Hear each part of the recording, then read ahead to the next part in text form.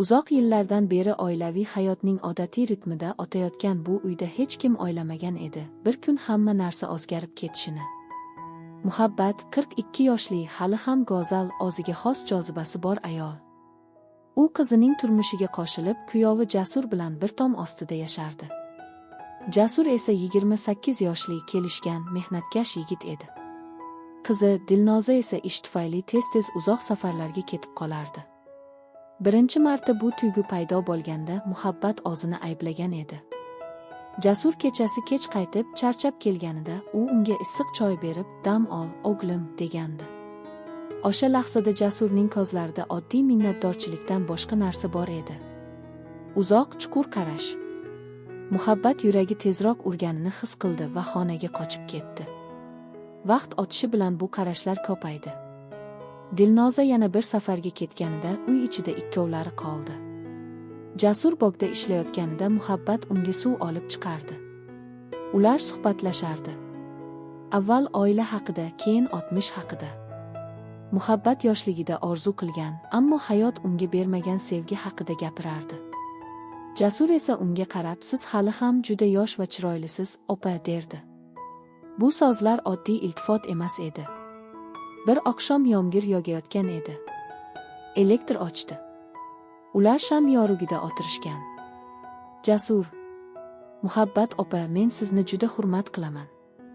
Ba'zida bu hurmatdan ham kuchliroq narsa paydo bo'lyapti" dedi sekin. Muhabbat qo'llari titrab shamni o'chirdi. Qorong'ida uning nafasi yaqinlashdi. "Jasur, bu mumkin emas. Men sening qaynonangman. Dilnozaning onasi. Bilaman. Lekin yuragim boshqacha gapiryapti." Ular bir-birlariga yaqinlashdilar. Jasur Muhabbatning qo'lini ushladi. "Issiq, titroq qo'l." O'sha kecha ular faqat quchoqlashib o'tirishdi. Hech narsa bo'lmadi. Lekin o'sha quchoq ichida butun bir olov yoqildi. Keyingi kunlar og'riqli va shirin o'tdi. Jasur ishdan qaytgach, Muhabbat unga sevimli taomini tayyorlab qo'yardi.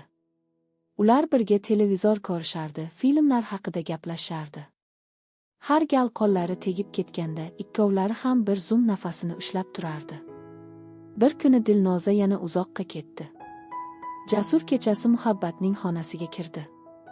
"Men boshqa bardosh qila olmayman" dedi. "Sizni sevaman. Bu sevgi gunohmi bilmayman. Lekin haqiqiy." Muhabbat ko'z yoshlarini tiyolmay yig'ladi. Keyin uni quchoqladi. Ular bir-birlarining lablarini topdilar. Opish uzoq, ehtirosli va achchiq edi. Taqiqlangan meva eng shirin bo'ladi, deyishadi. O'sha kecha ular bir-birlariga butunlay taslim bo'lishdi. Jasur Muhabbatning sochlarini silab, "Siz mening haqiqiy sevgimsiz" deb pichirlardi. Muhabbat esa uzoq yillar yashirmagan ayollik tuyg'ularini birinchi marta shu qadar kuchli his qildi. Ertalab ular bir-birlariga qarab uyaldilar. Ammo bu uyat ichida baxt ham bor edi. "Hech kim bilmasin" dedilar. Bu ularning sirli dunyosi edi. Vaqt o'tib, ularning munosabati chuqurlashdi. Jasur Muhabbatga gullar olib kelardi, maxfiy uchrashuvlar uyushtirardi. Muhabbat esa o'zini yosh his qilardi. Ular birga sayr qilishardi, qo'l tutishib, lekin hech kim ko'rmasligi uchun ehtiyot bo'lishardi. Lekin sir doimiy yashirinmaydi. Bir kuni Dilnoza shubhalana boshladi. Uyda galati muhit paydo bo'ldi. Muhabbat va Jasur qiyin tanlov oldida qoldilar: sevgilarini davom ettirish yoki oilani saqlab qolish. Oxirgi uchrashuvlarda Jasur Muhabbatning qo'llarini ushlab: "Men seni hech qachon unutmayman. Sen mening hayotimdagi eng go'zal xato va eng to'g'ri qaror bo'lding" dedi. Muhabbat yig'lab javob berdi: "Sen esa menga yoshlikni qaytarding, Jasur. Rahmat." Ular ajralishdi. Dilnoza bilan oila saqlanib qoldi. Lekin ikkovlarning yuragida abadiy qoladigan bir sevgi bor edi, taqiqlangan, ammo chinakam.